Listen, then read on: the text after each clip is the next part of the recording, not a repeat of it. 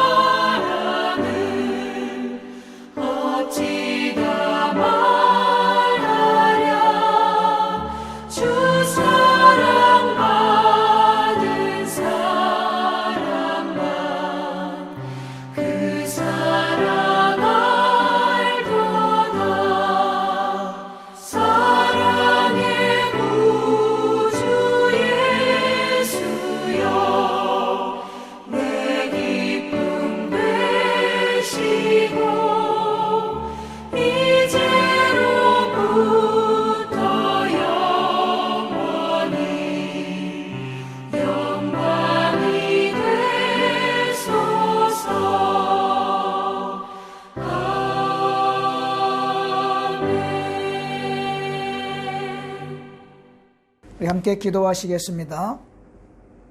하늘에 계신 우리 아버지, 오늘도 우리는 예배로 나아갑니다. 우리는 늘 부족하고 허물도 많습니다.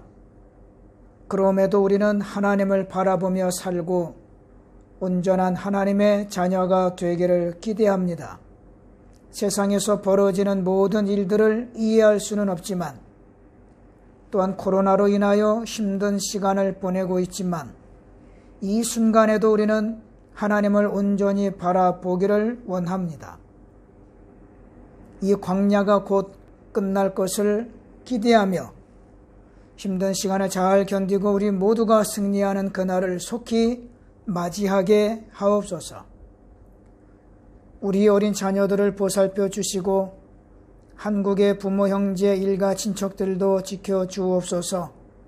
절망하거나 괴로움에 빠져 원망하는 일이 없게 하시고 이 어려움 속에서도 온전히 하나님을 바라보는 믿음을 갖게 하옵소서. 예수 그리스도의 이름으로 기도하옵나이다. 아멘. 하나님 말씀 보시겠습니다. 오늘 우리에게 주시는 하나님 말씀은 사무엘상 9장 15절에서 24절입니다. 사울이 오기 전날에 여호와께서 사무엘에게 알게 하여 이르시되 내일 이맘때에 내가 베냐민 땅에서 한 사람을 내게로 보내리니 너는 그에게 기름을 부어 내 백성 이스라엘의 지도자로 삼으라. 그가 내 백성을 블레셋 사람들의 손에서 구원하리라. 내 백성의 부르짖음이 내게 상달되었으므로 내가 그들을 돌보았노라 하셨더니 사무엘이 사울을 볼 때에 여호와께서 그에게 이르시되 보라 이는 내가 네게 말한 사람이니 이가 내 백성을 다스리리라 하시니라. 사울이 성문한 사무엘에게 나아가 이르되 선견자의 집이 어디인지 청하건대 내게 가르치소서 하니 사무엘이 사울에게 대답하여 이르되 내가 선견자니라. 너는 내 앞서 산당으로 올라가라. 너희가 오늘 나와 함께 먹을 것이요 아침에는 내가 너를 보내되 내 마음에 있는 것을 다 내게 말하리라. 사흘 전에 이런 내 암나기들을 염려하지 말라 찾았느니라. 온 이스라엘이 사모하는 자가 누구냐? 너와 내 아버지의 온 집이 아니냐 하는지라. 사울이 대답하여 이르되 나는 이스라엘 지파의 가장 작은 지파 베냐민 사람이 아니니까 또 나의 가족은 베냐민 지파 모든 가족 중에 가장 미약하지 아니하니까 당신이 어찌하여 내게 이같이 말씀하시니까 하니 사무엘이 사울과 그의 사원을 인도하여 객실로 들어가서 청한 자 중 상석에 앉게 하였는데 객은 30명가량이었더라. 사무엘이 요리인에게 이르되 내가 내게 주며 내게 두라고 말한 그 부분을 가져오라. 요리인이 넓적다리와 그것에 붙은 것을 가져다가 사울 앞에 놓는지라. 사무엘이 이르되 보라 이는 두었던 것이니 내 앞에 놓고 먹으라. 내가 백성을 청할 때부터 너를 위하여 이것을 두고 이때를 기다리게 하였느니라. 그날에 사무엘이 사울과 함께 먹으니라.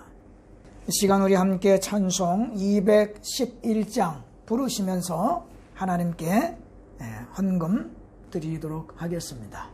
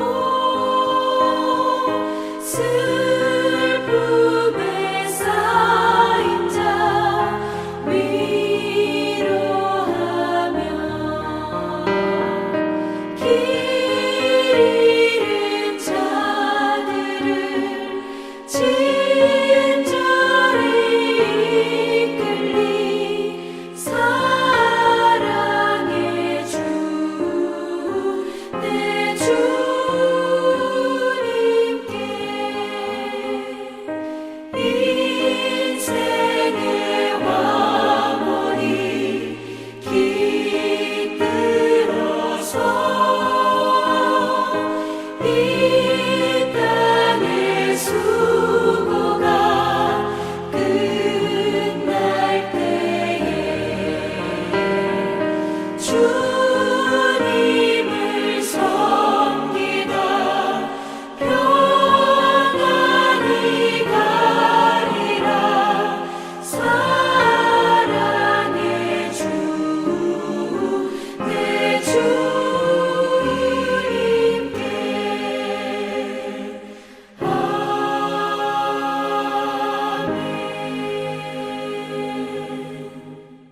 오늘 저는 우리 성도님들과 하나님이 쓰시는 사람이란 제목으로 은혜를 나누기를 원합니다. 하나님이 쓰시는 사람. 저는 이 말을 좀 이렇게 풀어서 다시 한번 설명드린다면 변함이 없는 사람이란 뜻으로 한 번 더 설명드리기를 원합니다. 사람은 마지막이 아름다워야 합니다. 또 갈수록 아름다워져야 합니다. 우리가 사람을 겪으면서 그 사람은 참 볼수록 알수록 좋아, 진국이야, 그런 말을 하죠. 회사 생활을 해도 이렇게 칭찬받는 사람, 인정받는 사람, 가정이나 이웃과의 관계에서도 이렇게 인정받는 그런 사람이 되어야 합니다. 교회 생활도 마찬가지입니다. 성도들이 누군가를 일컬어 말할 때에 그 사람은 우리 교회의 보배야 라고 말할 수 있는 사람, 목회자가 성도를 향해서 성도님은 제 목회의 아름다운 보배입니다, 아름다운 열매입니다 라고 말할 수 있는 그런 성도가 되어야 합니다. 또 목회자를 바라보는 성도들의 마음도 역시 마찬가지여야 하겠죠. 종종 설교하면서 말씀드렸지만 저울에는 두 종류의 저울이 있다라고 합니다. 하나는 금은방 저울이에요. 금은방 저울은 아주 예민하고 그래서 아주 작은 거, 아주 작은 그런 그 조그만 거 하나 올려놔도 금은방 저울은 반응을 해요. 0. 몇몇 g까지 나옵니다. 이런 성도는 매사가 안정적이지를 못해서 무슨 일만 있으면 혼란을 일으키고 흔들리고 그러는 모습을 보이게 돼요. 그러나 반면에 정미소, 옛날에 시골에 가면 방앗간 큰 게 있어요. 쌀 빻는 그런 방앗간, 그런 정미소에 가면 큰 추가 달린 정미소 저울이 있습니다. 이거는 웬만한 거 올려놓지 않으면 그 추가 움직이질 않아요. 이런 심성을 가진 사람은 어떤 일이 있어도 반응을 하지 않습니다. 어떤 일이 있어도 쉽게 흔들려서 이리저리 휩쓸리는 그런 모습을 보이질 않아요. 이런 성도가 제일 좋아요. 그래야 하나님께서도 믿고 변함없이 이런 성품을 가진 사람을 통해서 하나님의 일을 이루어 가실 수가 있는 거예요. 그런데 사람이 처음부터 끝까지 일관성 있게 변함없이 정말 그 모습 그대로 살면 좋은데 중간에 변하더라 이거예요. 마음이 바뀌고 전혀 다른 사람이 되어버리는 경우가 있어요. 이런 사람은 하나님이 쓰시기 어렵죠. 저는 오늘 우리 성도님들에게 그와 같은 사람을 하나 소개하려고 하는데 이 사람이 처음엔 잘 나갔어요. 아주 잘했어요. 하나님이 택한 사람이에요. 어쨌든 하나님이 세운 그러한 왕이요, 하나님의 종인데 그의 말년은 참 비참하게 끝나고 말았던 사람, 바로 여러분들이 잘 아시는 사울 왕입니다. 이 사울은 처음에는 겸손하게 하나님께 쓰임받았어요. 그런데 시간이 지나면서 교만해지고 하나님의 말씀을 버리고 결국은 하나님께 버림받게 되죠. 마지막 사울은 블레셋과의 싸움에서 패하여 도망가다가 길보아 산 전투에서 비참하게 자기 아들들과 함께 전사합니다. 스스로 자결하는, 활에 맞고 그 칼을 세워 엎드려 죽는 비참한 그런 인생의 말로를 경험해요. 사무엘상 3장 1절에 보면 사울의 집이 점점 약하여 가니라. 그런데 사울의 집이 사울이 처음부터 약한 게 아니에요. 아까 말씀드린 것처럼 사울은 하나님이 세운 사람이었어요. 근데 이 사람이 왜 변했나 하는 거예요. 오늘 이 말씀을 통해서 저는 우리 성도님들이 마음에 굳건함이 있기를 축원합니다. 변함이 없기를 축원합니다. 본문의 이야기를 하면 사울의 아버지 기스라고 하는 사울의 아버지가 암나귀를 잃어버렸어요. 그래서 아들에게 암나귀를 좀 찾아오라 하니 사울이 종 하나를 데리고 나가서 그 아버지의 잃어버린 나귀를 찾아 돌아다니다가 벌어진 일입니다. 저는 오늘 이 사울의 초창기 모습을 소개하면서 하나님은 어떤 사람을 쓰시는지를 말씀드리기를 원해요. 첫째로 하나님은 성실한 사람을 쓰신다. 할렐루야. 본문에 보게 되면 사울의 아버지 기스가 암나귀를 잃어버렸어요. 그래서 이제 사울이 아버지의 명을 따라서 암나귀를 찾으러 다니는데 오늘 본문의 4절 5절을 보면 그 암나귀들을 찾기 위해서 에브라임 산지와 살리사 땅을 두루 다니고 사알림 땅, 베냐민 사람의 땅 다 다녀봤는데 암나귀를 찾지를 못했어요. 이 거리가 지도상에서 이 거리를 재면 약 40km 백리길인데 그 백리길을 이 사울이 아버지의 암나귀를 찾기 위해서 다닙니다. 포기하지 않고 다닙니다. 두루두루 갔던 곳을 또 가고 두루 다녀봅니다. 이미 잃어버린 지 사흘이 된 그 암나귀들을 포기할 만도 한데 사울은 정말 성실하게 돌아다녔어요. 이 동네 저 동네 아버지의 명을 받들어서 성실하게 암나귀들을 찾으러 다닙니다. 정말 사울이 성실했다는 걸 보여주는 거예요. 하나님은 이와 같이 성실한 사람을 사용하십니다. 우리는 대충 하고 꼼수를 두고 이거 모르겠지.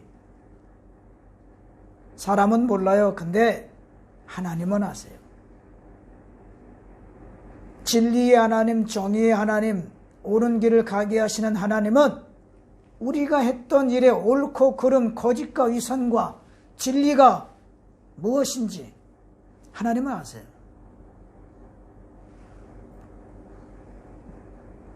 이 성실함을 말하면 여러분들 노아, 그 방주를 만든 노아를 아시죠? 노아가 하나님의 명령을 받아서 방주를 만들 때 120년을 그 방주를 만들었어요. 참으로 성실한 사람들이에요. 사람들이 노아를 보면서 미쳤다 했겠죠. 술 취했다 했겠죠. 주책이라고 했을 거예요. 그러나 이 120년을 성실하게 방주를 만들어서 그 홍수, 그 심판을 면하고 살아났습니다. 다니엘도 마찬가지예요. 굉장히 성실한 사람이에요. 다니엘도 하나님 앞에 늘 때를 맞춰서 기도한 사람이에요. 그 신앙의 성실함 때문에 사자굴에 던져지고 풀무불에도 던져지고 그랬지만 그가 성실하게 자기의 위기 상황을 영적으로 잘 관리했으므로 하나님께서는 이 다니엘의 성실함을 보사 그를 그 위기에서 건져 주셨습니다. 요셉도 마찬가지예요. 그 당시에 형들이 다 군대 갔습니다. 요셉이 살던 곳에서 세겜까지는 100km가 떨어진 먼 곳인데 아버지가 도시락을 갖다 주라, 먹을 것을 갖다가 주라 하니 이 요셉이 그 음식을 가져다가 형들을 찾아서 백리길을 가요. 있다고 하는 곳에 갔는데 형들이 없어.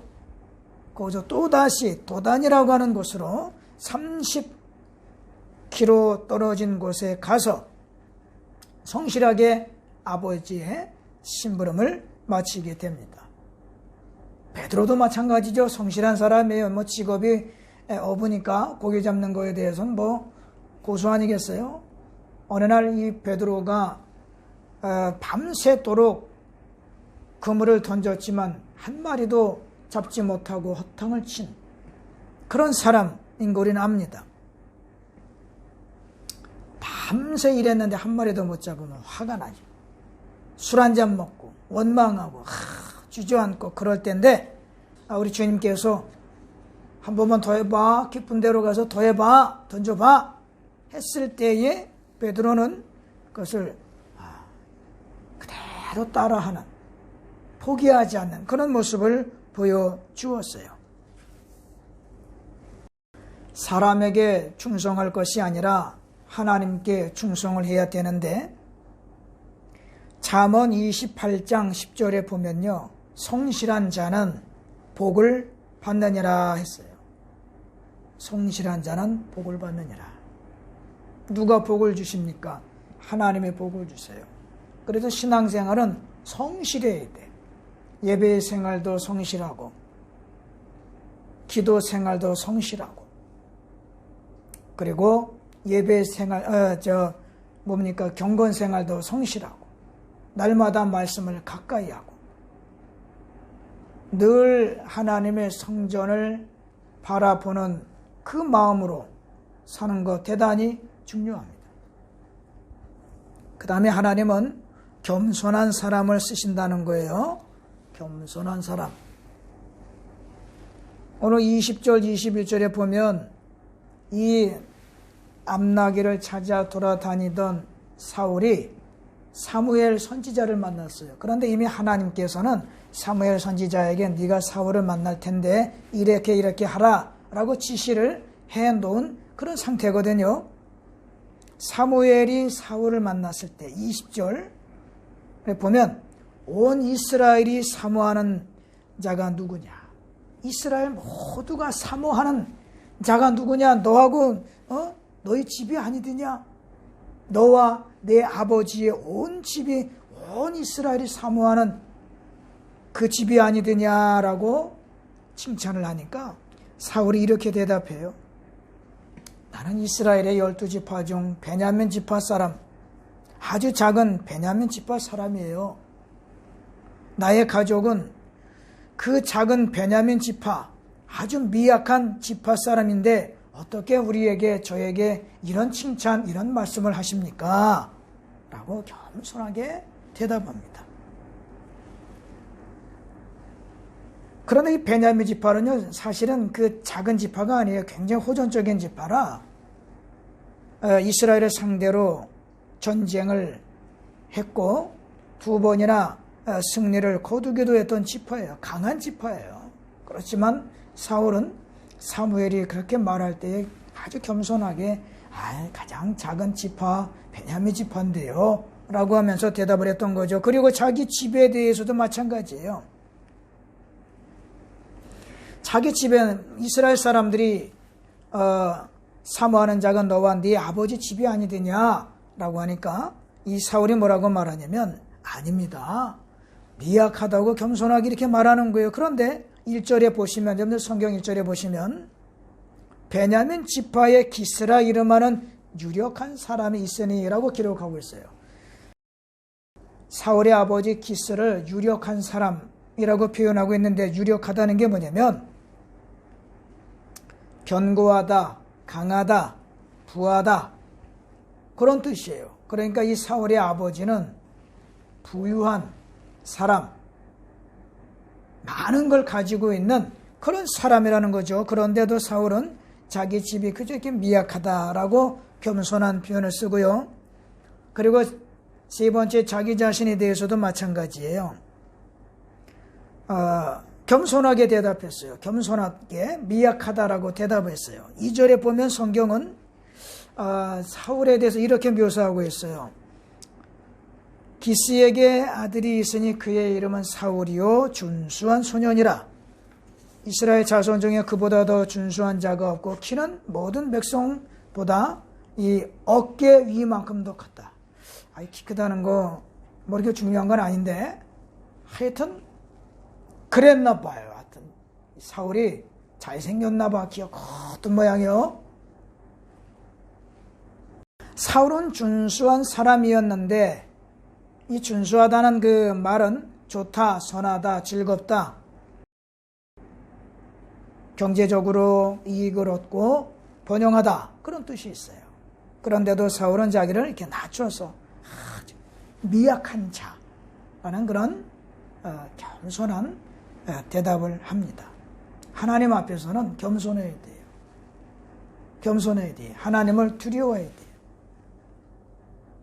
겸손하지 않은 자들이 교만하고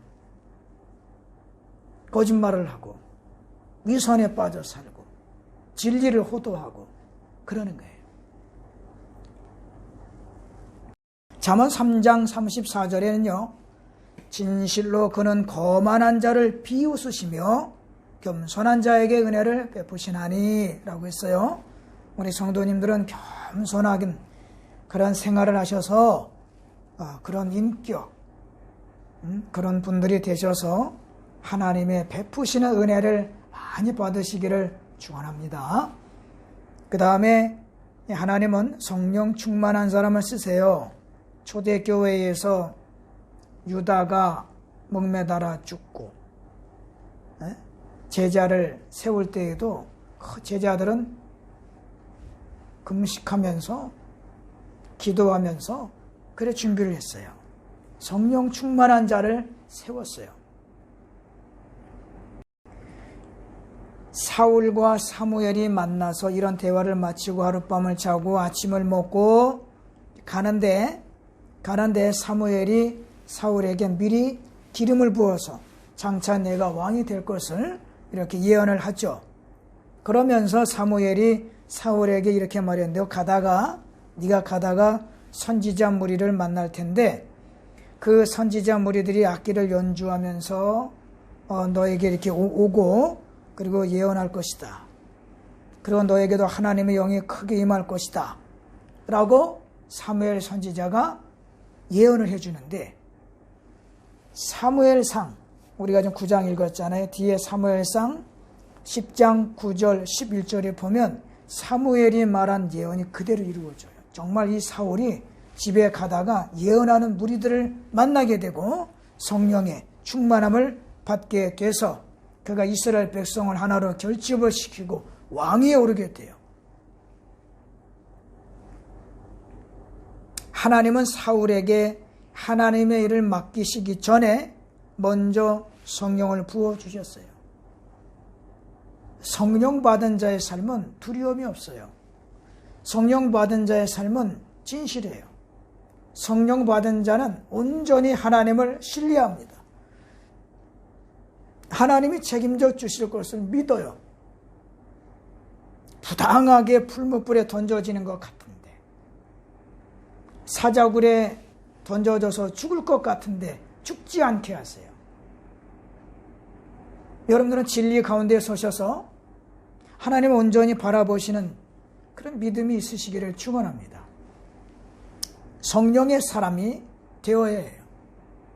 한쪽으로는 불안하고 탄식해하면서 성령님의 역사하심과 성령님의 일하심을 인정하지 못하고 나도 모르게 부정하고 불신하는 그런 모습을 우리가 자꾸 보이게 돼요. 지금같이 어려운 때는 더 그러고 싶지 않은데 하나님 신뢰하고 싶은데 앞이 안 보이니까 막막하니까 답답하니까 자꾸 내 마음이 불안해지는 이럴 때일수록 정말 하나님 내 삶의 위기에서 죽을 것 같은 이 순간에서 저는 하나님을 신뢰합니다.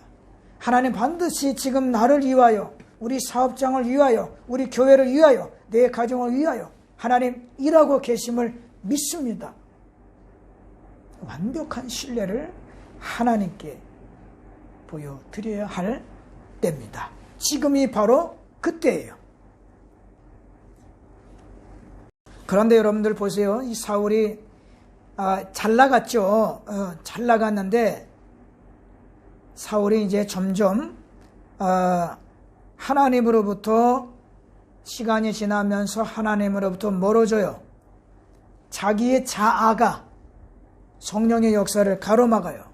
자기 생각대로, 자기 감정대로, 자기 의지대로, 자기 하고 싶은 대로 살게 됩니다. 우리 중에는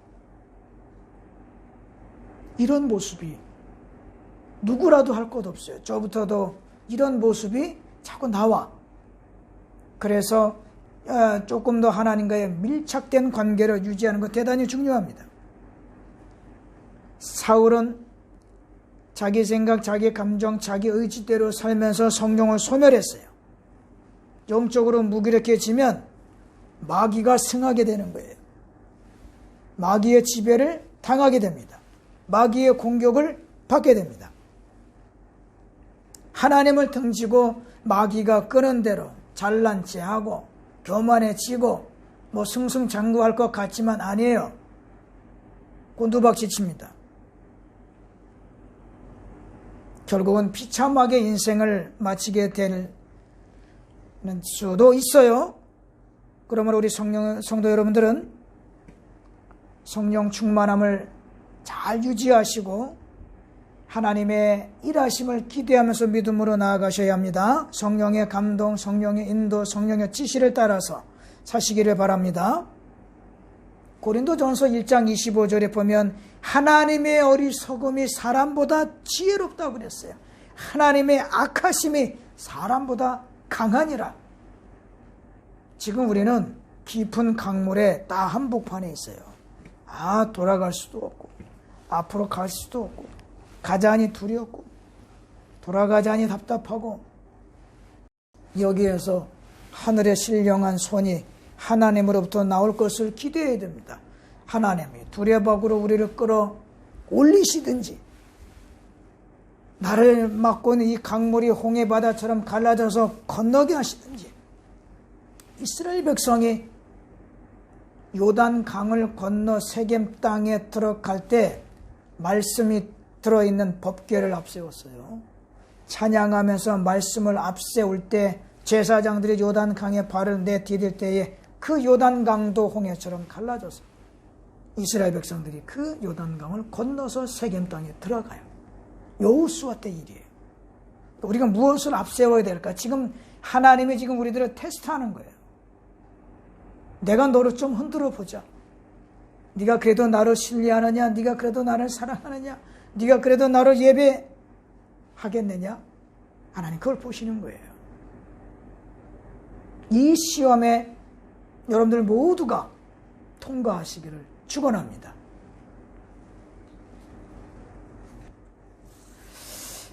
이 처음과 나중이 되신 주님께서는 우리도 마찬가지로 처음과 나중에 동일하기를 원하세요. 하나님 쓰시는 사람은 어떤 사람이냐? 결국은 뭐냐? 처음부터 끝까지 진중한 사람, 변함이 없는 사람, 진리 가운데 서는 사람, 거짓된 속삭임에 귀를 기울이거나 거짓을 말하거나 온전하지 못한 행실을 해서는 안 돼요. 하나님 다 아십니다. 지금같이 어려운 때에 하나님께서 우리에게 보시는 게 무엇이겠어요? 돈도 떨어졌는데 돈으로 하나님께 뭘 드리겠어요? 내 직장도 어려운데 내 생업이 위협을 받는데 내가 무엇으로 하나님께 영광 돌리겠어요? 돈으로요?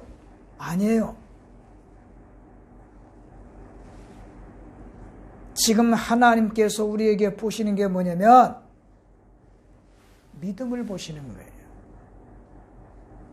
말세에 혹은 이와 같이 어려운 때에 하나님이 우리에게 보시는 거, 네가 믿음이 있나 좀 보자 라는 거예요. 불평하지 말고 오히려 고난 당하는 이들을 위하여 기도하고 위로할 때가 지금이에요.